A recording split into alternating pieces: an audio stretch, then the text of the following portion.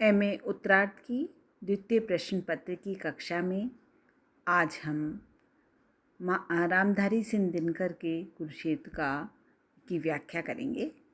इससे पूर्व के व्याख्यान में मैंने आपको रामधारी सिंह दिनकर का कवि परिचय, व्यक्तिगत परिचय उनका और साहित्यिक परिचय बताया था और कुरुक्षेत्र की कथा बताते हुए द्वितीय सर्ग का संपूर्ण सार आपको बताया था कि किस प्रकार से द्वितीय सर्ग में क्या कथा है। आज हम इसकी व्याख्या शुरू करते हैं। वीर गति पाकर सुयोधन चला गया है, छोड़ मेरे सामने अशेष धंस का प्रसार। छोड़ मेरे हाथ में शरीर निज प्राणहीन, व्योम में बजाता जय दुदुम्ब भी सा बार बार। और यह मृतक शरीर जो बचा है शेष, चुप चुप मानो पूछता है मुझसे पुकार। विजय का एक उपहार मैं बचा हूँ बोलो, जीत किसकी है और किसकी हुई है हार। देखिए, मैंने बताया था आपको कि भीष्म पितामह को इच्छा मृत्यु का वरदान मिला हुआ था। युद्ध भूमि में ही वाणों की शैया पर पितामह लेटे हुए हैं और जब मृत्यु उनके समीप आई तो उन्होंने मृत्यु को रोक दिया और कहा कि अभी उचित समय मेरा प्राण त्यागने का नहीं आया है और तुम्हें प्रतीक्षा करनी पड़ेगी। यद्यपि इस युद्ध में पांडवों की विजय हो गई है और सभी विजय के उन्माद में डूबे हुए हैं, परंतु एक युधिष्ठिर ही ऐसे हैं जो व्याकुल दिख रहे हैं। उन्हें इस विजय श्री से प्रसन्नता प्राप्त नहीं हुई है। उनका बहुत हृदय व्याकुल है और वो भीष्म पितामह के पास जाते हैं और भीष्म पितामह के चरण छूकर उनसे पूछते हैं, बात करते हैं। तो यहाँ जो अभी पद्यांश पढ़ा है वह कुरुक्षेत्र के द्वितीय सर्ग से लिया गया है और इसमें कवि ने धर्मराज युधिष्ठिर की युद्धों के उपरांत जो उनकी पश्चाताप है उसको प्रस्तुत किया है, उसको व्यक्त करा है। वीर गति पाकर सुयोधन चला गया है और सर्वप्रथम यहाँ पर धर्मराज पितामह से दुर्योधन के शव को देखकर बहुत ही व्याकुल हैं और दुर्योधन के शव को देखकर अपनी प्रतिक्रिया को व्यक्त करना प्रारंभ करते हैं। कवि ने धर्मराज की मन स्थिति के चित्रण के लिए इसी पात्र के मरण को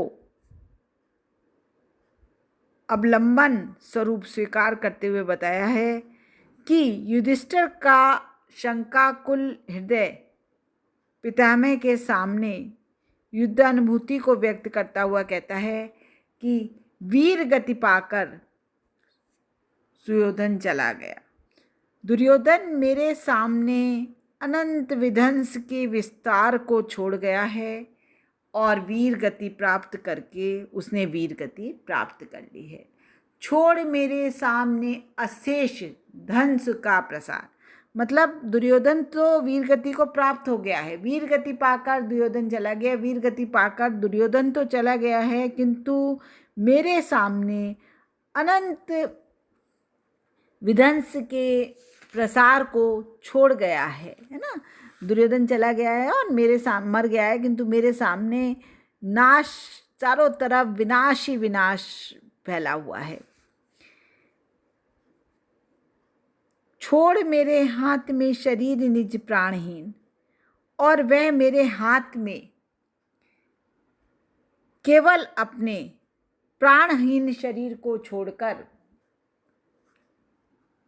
व्योम में बजाता जय दुदुम्बी सा बार बार, है ना। प्राणहीन शरीर को छोड़कर आकाश में बार बार जीत की दुदुम्बी बजाता हुआ वीर गति को प्राप्त हो गया है ना। वह आकाश में बार बार विजय के बाजे बजाता हुआ, दुदुम्बी मतलब विजय के बाजे बजाता हुआ दिखाई दे रहा है, अर्थात मेरी विजय का परिहास उड़ा रहा है ना। मैंने विजयश्री मैंने प्राप्त करी है, परंतु मैं यहाँ बहुत व्याकुल हूँ, मेरा हृदय विचलित हो रहा है, परंतु दुर्योधन आकाश में विजय की दुदुम्बी बजा रहा है, जैसे मानो पराजय मेरी ही हुई है। और यह मृतक शरीर जो बचा है शेष, चुप चुप मानो पूछता है मुझसे बार बार। कवि आगे स्पष्ट करते हुए कहते हैं कि और वह मानो मुझसे चुप चुप कर ये पूछ रहा है कि तुम्हारा विजय का एक उपहार मैं ही बचा हूँ, बोलो। मतलब तुम्हारा विजय के उपहार स्वरूप एक मैं ही बचा हूँ, अर्थात मेरा ही मृत शरीर, प्राणहीन शरीर शेष बचा है। चुपचाप मानो मुझसे पुकार कर यह प्रश्न पूछ रहा है कि मैं ही केवल विजय का एक उपहार तुम्हारे लिए बचा हूँ। अब ये बताओ सुयोधन और तुम्हारे बीच में जीत किसकी हुई है, बोलो। कौन जीता है और कौन हारा है? वास्तविकता में जीत किसकी हुई है और हार किसकी हुई, ये बार बार मेरे से पूछने का प्रयास कर रहा है। तो इसमें प्रस्तुत छंद में चुप चुप पुकार कर पूछने तथा मृत शरीर के बोलने की मार्मिक कल्पना, कवि की अनुभूति को यहाँ पर कवि की अनुभूति व्यक्त हुई है। और चुप चुप मानो पूछता है मुझसे बार बार में उत्प्रेक्षा और विरोधाभास अलंकार है, और युधिष्ठिर के आंतरिक भावों का मन स्पर्शी वर्णन यहाँ पे कवि ने किया है, सुंदर शब्दों में यहाँ कवि ने व्यक्त किया है। आगे देखिए, हाय पितामह, हार किसकी हुई है ये, ध्वंस अवशेष पर सिर धुनता है कौन, कौन भस्म राशि में विफल सुख ढूंढता है, लपटों से मुकुट का पट बुनता है कौन, और बैठ मानव की रक्त सरिता के तीर, नियति के व्यंग भरे अर्थ गुनता है कौन, कौन देखता है शवदाह बंधु बांधवों का, उत्तरा का करुण विलाप सुनता है कौन। इसमें भी देखिए कवि ने युधिष्ठिर की शंकाओं का वर्णन किया है। इस छंद में कवि ने शंकाओं की एक पृष्ठभूमि से तैयार की और यहाँ पर उन्हीं शंकाओं को एक एक कर गिनाया है। युधिष्ठिर पितामह से पूछते हुए कहते हैं कि हाय पितामह, हार किसकी हुई है ये, मुझे ये बताइए कि यह किसकी हार है। ध्वंस अवशेष पर सिर धुनता है कौन, और अवशिष्ट विनाश पर कौन सिर धुन रहा है, कौन पछता रहा है, कौन इस हार से पछता रहा है और किसकी हार हुई है ये, कौन भस्म राशि के विफल सुख ढूंढता है, इस भस्म राख के ढेर में असफल सुख, व्यर्थ सुख को कौन खोजता है। प्रश्न सूचक शैली है। प्रश्नों में ही युधिष्ठिर पितामह से बात कर रहे हैं, है ना। तो वह अपनी सारी बातें युधिष्ठिर कहते हैं कि हे पितामह, किसकी हार हुई है बताइए। नाश के बाद जो दृश्य देखा है उन्होंने, उसको देखकर कौन फूट फूट कर रो रहा है, कौन व्यथित हो रहा है,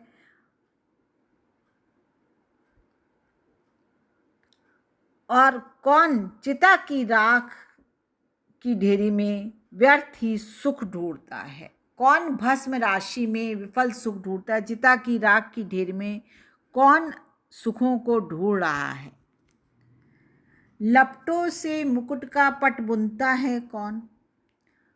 और कौन चिता की लपटों से मुकुट, मुकुट ताज है ना, का कपड़ा बुनता है? यहाँ पर सब प्रश्नवाचक शैली है कि कौन चिता की लपटों से अपने मुकुट पर पट का निर्माण करता है, और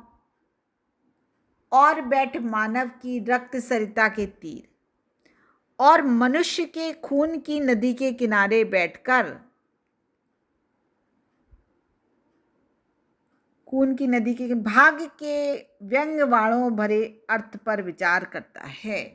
कौन नियति के व्यंग भरे अर्थ गुनता है? कौन ना, कवि कह रहे हैं। और कौन मनुष्य के खून की नदी के किनारे बैठकर नियति या भाग्य के व्यंग भरे अर्थों को कौन सोचता है, उनसे कौन चिंतित होता है? कौन देखता है शवदाह बंधु बांधवों का, और कौन बंधु बांधवों के शवों को देखते हुए, बंधु बांधव जो इतने लोग युद्ध भूमि में जो मरे हैं, इतने लोग, तो उनके शवों को, उनकी चिताओं को देखकर कौन देखता है और उत्तरा का करुण विलाप सुनता है? कौन? और उत्तरा अभिमन्यु की पत्नी के हृदय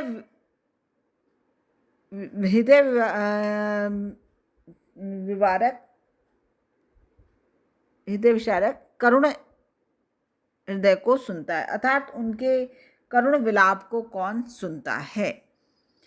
तो इस छंद में कवि ने बताया है कि युधिष्ठिर अपने ही ढंग से कह रहे हैं, अर्थात उनके कहने का तात्पर्य कि पराजय जो है वो मेरी ही हुई है, मैं ही नाश के बचे हुए दृश्य को देखकर फूट फूट कर रो रहा हूं।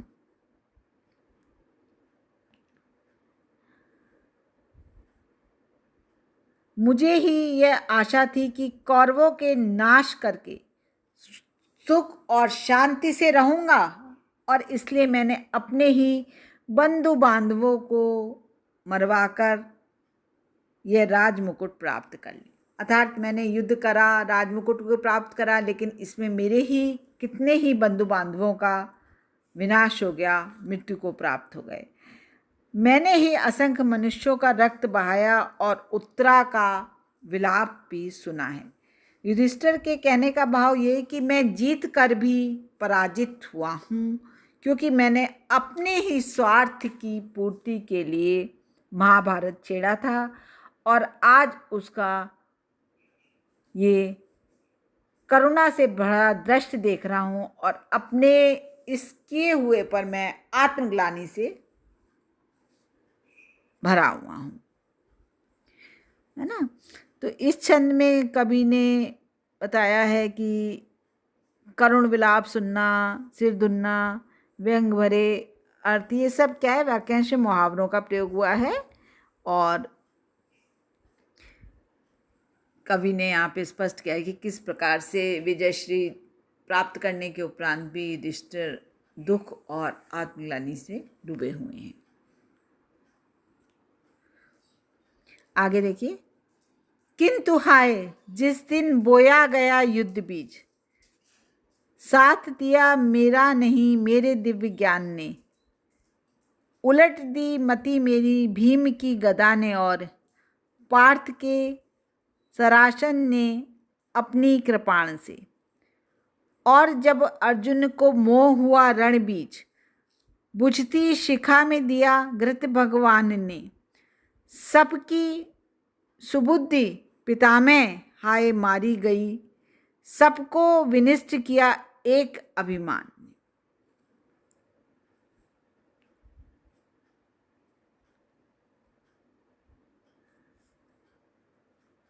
यहाँ पर भी पश्चाताप है, युधिष्ठिर के माध्यम से युद्ध के कारणों पर प्रकाश डाला गया है, वे अपने आप को युद्ध का कारण मानते हैं और इसलिए कहते हैं कि विनाश की एक इस भूमिका में के रूप में मेरा मानस ही विकृत हो गया है। इसी संदर्भ में युधिष्ठिर भीष्म पितामह से कहते हैं, किंतु हाय जिस दिन बोया गया युद्ध में, किंतु अत्यंत कह रहे हैं, किंतु हाय, किंतु अत्यंत दुख का विषय है कि जिस दिन युद्ध का आरंभ हुआ था, साथ दिया मेरा नहीं मेरे दिव्य ज्ञान ने। उस दिन मेरा जो दिव्य ज्ञान था, महान ज्ञान ने मेरा साथ नहीं दिया था, मेरा कुछ भी साथ नहीं दिया था। मैं युद्ध के भावी दुष्परिणामों को ना सोच सका।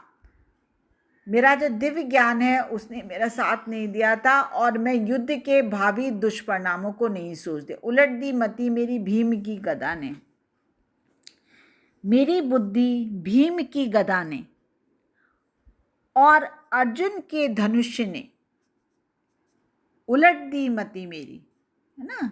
भीम की, पार्थ के सरासन ने, अर्जुन के धनुष्वाण ने और भीम की गदा ने अपनी कृपाण से। और मेरी जो मति थी, मेरी बुद्धि जो थी वो भीम की गदा ने, अर्जुन के धनुष ने और मेरी स्वयं की तलवार ने उलट दी थी। अर्थात मैं इन शस्त्रों और वीरों की शक्ति पर प्रबल भरोसा करके मैंने युद्ध को छेड़ दिया था। और जब अर्जुन का मोह हुआ रणबीच, बुझती शिखा में दिया घृत भगवान ने। और जब कुरुक्षेत्र के में अर्जुन का मोह भंग हुआ था, उस समय का ही वर्णन करते हुए युधिष्ठिर पितामह से कहते हैं कि जिस समय अर्जुन का मोह भंग हुआ था कि वह क्यों और किस लिए अपने बंधु बांधवों का हनन करें, तो उस समय बुझती शिखा में दिया घृत भगवान ने, बुझती हुई आग की शिखा में भगवान श्री कृष्ण ने घृत का काम किया, घी डाला था। अर्थात उन्होंने अर्जुन के मोह को दूर करके उसे युद्ध करने के लिए तैयार किया था। अर्थात मोह भंग करके उसको युद्ध के लिए तैयार किया था। तो हे पितामह, सबकी सुबुद्धि पितामह हाय मारी गई। हे पितामह, सबको विनष्ट किया एक अभिमान ने। एक अभिमान के कारण ही सबकी ही सुबुद्धि मारी गई और ये सब विध्वंस विनाश जो आज देखने को मिल रहा है, ये ऐसा लग रहा है कि चारों ओर जो विनाश बिखरा हुआ है, यह सबके एक अभिमान ने ही मान लो सबकी बुद्धि को नष्ट कर दिया था। और इतना बड़ा युद्ध जो है जिसका परिणाम आज सामने दिख रहा है ना। उलट दी मेरी भीम की गदा ने हाय, पार्थ के शरासन ने अपनी कृपा ने। इन पंक्तियों में तुल्योक्ता अर्थालंकार है, क्योंकि गदा, सरासन और कृपाण का एक साधारण धर्म उलट दी बताया गया है ना। और बोया गया युद्ध बीज, बुझती शिखा में घृत दिया भगवान ने, सबकी सुबुद्धि मारी गई आदि मुहावरों का सुंदर वर्णन यहाँ पर किया गया है। पौरुष और ओज से युक्त भावों को इसमें व्यक्त करा गया है। नेक्स्ट देखिए।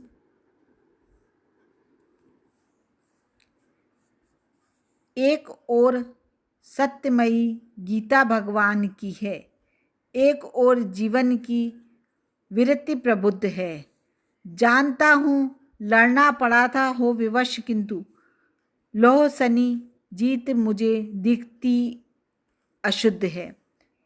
ध्वंस जन सुख या की श्राप दुख शांति जन, ज्ञात नहीं कौन बात नीति के विरुद्ध है। जानता नहीं मैं कुरुक्षेत्र में खिला पूर्ण, या महान पाप यहाँ फूट बन युद्ध में।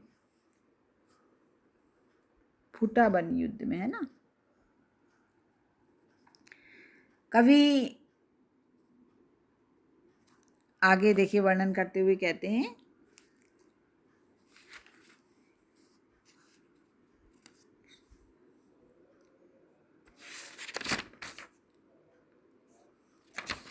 कि यहाँ गीता के महत्वपूर्ण प्रश्न को ही विस्तार दिया गया है। युधिष्ठिर ने गीता में सत्य और युद्ध के सत्य की जो तुलनात्मक दृष्टि से पितामह के सामने प्रश्नात्मक निवेदन किया है कि एक ओर सत्यमयी गीता भगवान की है, एक ओर तो कृष्ण की सत्यमयी गीता है, एक ओर जीवन की विरक्ति प्रबुद्ध है और एक ओर जीवन विरक्ति जागृत है।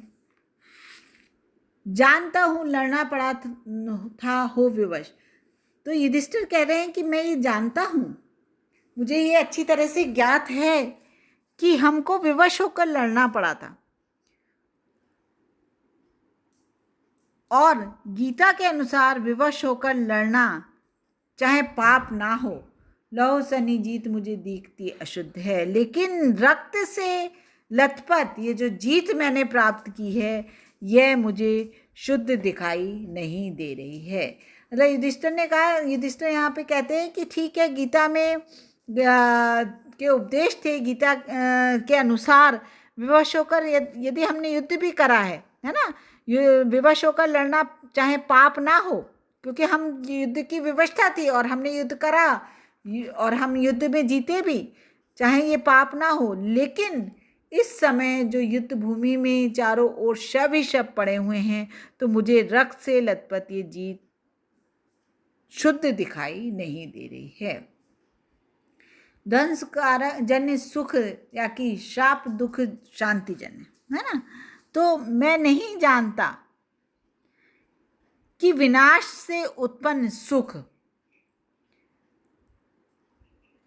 या शांति से उत्पन्न आंसुओं से युक्त दुख, इसमें से कौन सा नीति के विरोध में आता है ना। जानता ज्ञात नहीं कौन बात नीति के विरुद्ध है। मैं जानता नहीं कि कौन सी बात जो है वो नीति के विरोध में आती है। जानता नहीं मैं कुरुक्षेत्र में खिला पुण्य, और कहते मैं ये भी नहीं जानता कि कुरुक्षेत्र में पुण्य का आविर्भाव हुआ है या महान पाप यहाँ फूट पड़ा युद्ध में, या फिर यहाँ पर महान पाप युद्ध के रूप में फूट पड़ा है। इस अवतरण में भी देखिए बच्चों, युधिष्ठिर की जो मानसिक दुविधा है उसका मार्मिक चित्रण हुआ है ना। और ये दुविधा युद्धोपरांत भी बनी हुई है। जब यद्यपि विजयश्री प्राप्त हो गई है, परंतु अभी भी युधिष्ठिर व्याकुल ही दिख रहे हैं, मानसिक दुविधा में डूबे हुए ही दिख रहे हैं, क्योंकि विजय के सुख को अपनाने में या उसे ग्रहण करने में उन्हें बहुत ही संकोच का अनुभव हो रहा है। अपनी विवशता को स्वीकार करते हुए स्वयं युधिष्ठिर का हृदय जिस द्वंद्व से ग्रसित है उसे मनोवैज्ञानिक संदर्भों में देखा, और यहाँ पर स्पष्ट किया है कवि ने। उपमा आदि अलंकारों का प्रयोग है और भाषा में तत्सम शब्दावलियों का सुंदर प्रयोग किया गया है।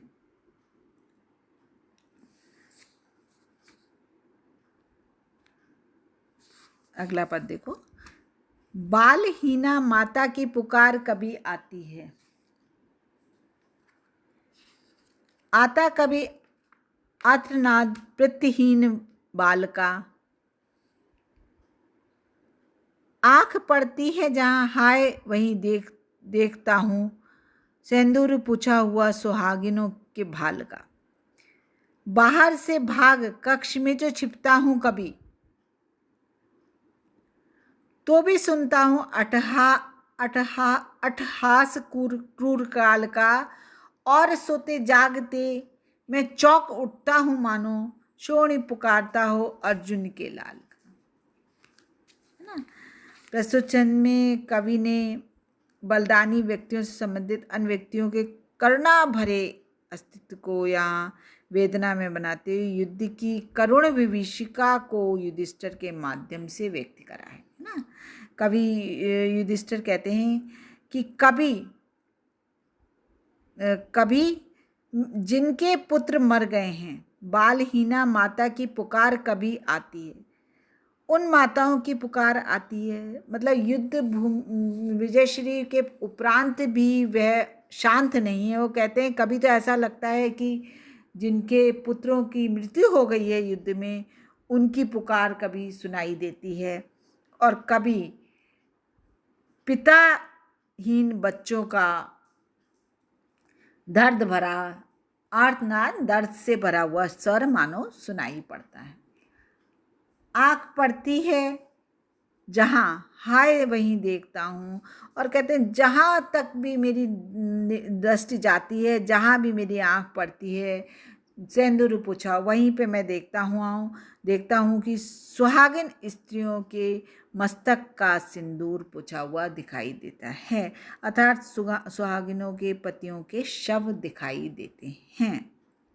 बाहर से भाग कक्ष में जो छिपता हूँ और अपनी व्याकुलता को स्पष्ट करते हुए बच्चों यहाँ पर युधिष्ठिर कह रहे हैं कि बाहर के इस दृश्य को ना देखने की इच्छा से व्याकुल होकर जब मैं भागकर भीतर छिपता हूँ तो भी सुनता हूँ अट्टहास क्रूर काल का। तो मुझे वहाँ भी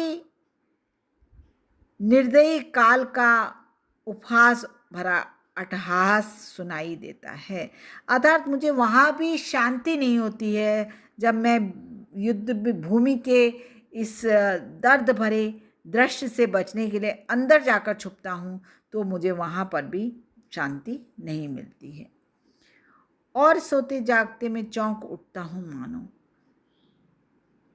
और आगे व्याकुल युधिष्ठिर स्पष्ट करते हैं, और सोते जागते चाहे जब भी मैं चौंक पड़ता हूँ, है ना, शोणी पुकारता हो अर्जुन। और मुझे ऐसा लगता है मानो अर्जुन के पुत्र अभिमन्यु का खून मुझे पुकार रहा हो। युद्ध में आपने देखा था कि किस प्रकार से चक्रव्यूह की रचना के समय अभिमन्यु की मृत्यु हो गई थी। तो व्याकुल होकर के युधिष्ठिर कहते हैं कि मैं जब बाहर की इस विनाश लीला को देखकर अपने अंदर जाके अपने कक्ष में छुपता हूँ तो उस समय भी मुझे चैन नहीं पड़ रहा है, मानसिक शांति नहीं मिल रही है। उस समय भी मुझे ऐसा लगता है कि मानो चारों तरफ चीख चिल्लाहट, रोने की आवाज़ें और आ रही हैं, और अर्जुन का जो पुत्र जिसकी कि अभिमन्यु की युद्ध भूमि में मृत्यु हुई थी, उसका ही रक्त मानो मुझे पुकार रहा हो, है ना। तो यहाँ पर भी कवि ने युधिष्ठिर की मन की व्याकुलता और उनके हृदय के विचारों को व्यक्त किया है ना। तो ये बच्चों हम लोग यहीं समाप्त करते हैं, आगे का लेक्चर में इसको आगे कंटिन्यू करेंगे। धन्यवाद।